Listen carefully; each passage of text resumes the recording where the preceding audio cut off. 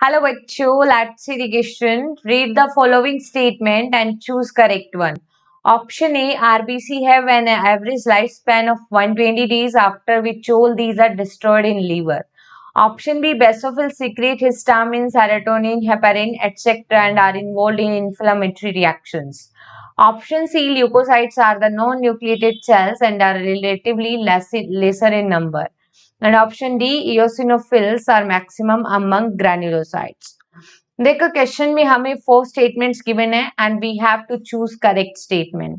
RBC that is the, ठीक है, जिन्हें हम एरिथ्रोसाइट्स भी कहते हैं, रेड ब्लड कैपिसल्स, जिनका एवरेज लाइफ स्पैन होता है 120 डेज. ये बात बिल्कुल करेक्ट है, ठीक है.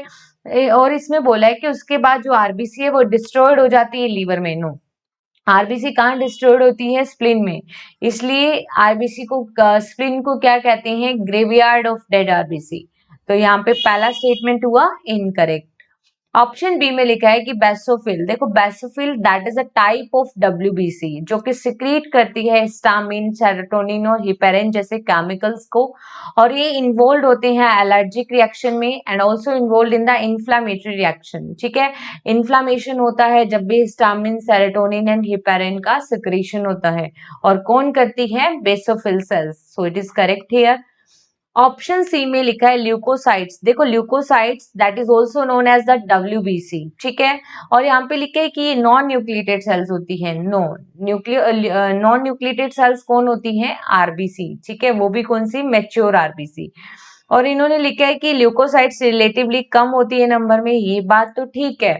अगर हम आरबीसी और ल्यूकोसाइट या डब्ल्यूबीसी का रेशियो देखें तो 600 आरबीसी के कंपेरेटिवली 1 डब्ल्यूबीसी होती है. तो डब्ल्यूबीसी का नंबर तो काफी कम है. ठीक है, ये थाउजेंड्स में होती है जबकि आरबीसी मिलियंस में होती हैं. लेकिन अगर हम देखें डब्ल्यूबीसी तो वो ग्रेन्युलोसाइट और एग्रेन्युलोसाइट के बेसिस पे डिवाइड होती है.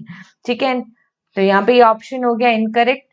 ऑप्शन डी में बोला है कि इओसिनोफिल जो कि एक डब्ल्यूबीसी का टाइप है वो मैक्सिमम होती है अमंग ग्रेन्युलोसाइट्स, लेकिन ऐसा नहीं होता. ठीक है, अगर हम डिवाइड करें आरबीसी को, डब्ल्यूबीसी को, ठीक है, ग्रेन्युलोसाइट्स एंड एग्रेन्युलोसाइट्स में, तो देखो एग्रेन्युलोसाइट्स होती है लिम्फोसाइट्स एंड मोनोसाइट्स. बाकी सभी न्यूट्रोफिल, इओसिनोफिल, बेसोफिल वो ग्रेन्युलोसाइट्स होती हैं. और ग्रेन्युलोसाइट्स में भी जो सबसे मैक्सिमम होती है वो होती है न्यूट्रोफिल. ठीक है, जो कि टोटल डब्ल्यूबीसी का अराउंड 60 to 65% होता है. न्यूट्रोफिल सबसे ज्यादा होती है. ठीक है, बेसोफिल और इओसिनोफिल का नंबर काफी कम होता है. ठीक है, तो ये ऑप्शन यहाँ पे इनकरेक्ट है. तो हमारा जो करेक्ट स्टेटमेंट जाएगा that is only option B. Best of luck.